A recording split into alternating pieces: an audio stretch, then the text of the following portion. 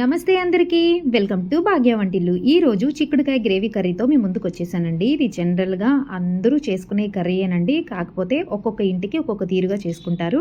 మరి నేను మా ఇంట్లో చేసే ప్రాసెస్ మీకు చూపిస్తాను. మరి చూసేద్దామా? దీనికోసం స్టవ్ మీద కళాయి పెట్టి దాంట్లో కావలసినంత ఆయిల్ వేసుకుని, ఆయిల్ కాగిన తరువాత కొద్దిగా జీలకర్ర, సన్నగా చాప్ చేసుకున్న ఆనియన్, పచ్చిమిరపకాయ యాడ్ చేసుకొని బాగా ఫ్రై చేసుకోవాలి. ఇది బాగా రోస్ట్ ఫ్రై కాకుండా జస్ట్ 80% కుక్ అయితే సరిపోతుందండి. సో ఇలా కుక్ అయిన తర్వాత మనం ముందుగా ఉంచుకున్న చిక్కుడుకాయలు యాడ్ చేసుకోవాలి బాగా వాష్ చేసుకొని. సో ఈ చిక్కుడుకాయలను కూడా అడుగు నుంచి కలుపుతూ బాగా కలుపుకోవాలి. ఇది మాడకుండా మనం ఇదే స్టేజ్లో బాగా ఫ్రై అవ్వడానికి కాస్త సాల్ట్ వేసి మరొకసారి కలుపుకొని మూత పెట్టి మగ్గించుకోవాలి. ఈ చిక్కుడుకాయ జనరల్గా ఫైబర్ రిచ్ ఫుడ్ కదండి, చాలా మంచిది హెల్త్కి. సో ఎవరికైనా చిక్కుడుకాయ ఇష్టం లేకపోతే ఈ విధంగా సింపుల్గా ట్రై చేసి పెట్టండి, ఖచ్చితంగా నచ్చుతుంది. సో ఇది పచ్చి వాసన మాత్రం రాకూడదండి, పచ్చివాసన పోయేటట్టుగా మనం ఫ్రై చేసుకోవాలి.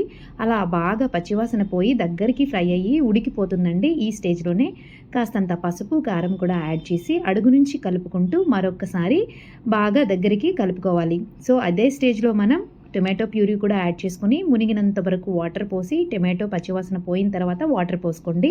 సో ఇలా వాటర్ పోసుకొని మూత పెట్టి ఒక 5 to 7 మినిట్స్ తర్వాత చూసారా మన వేడి వేడి చిక్కుడుకాయ కర్రీ రెడీ అయిపోయిందండి. ఇది వేడి వేడి అన్నంలో డైరెక్ట్గా కలుపుకొని తిన్నా బాగుంటుంది.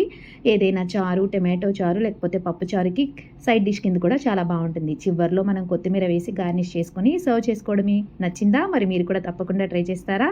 ఈ కర్రీ నా ఛానల్ చూసి ఎవరైనా ట్రై చేస్తే మీకు ఎలా కుదిరిందో నాకు కామెంట్ పెట్టడం అస్సలు మర్చిపోకండి. నా ఛానల్ ఎవరైనా ఫస్ట్ టైం చూస్తే ప్లీజ్ లైక్ చేయండి, షేర్ చేయండి, సబ్స్క్రైబ్ చేసుకోండి. Thank you all.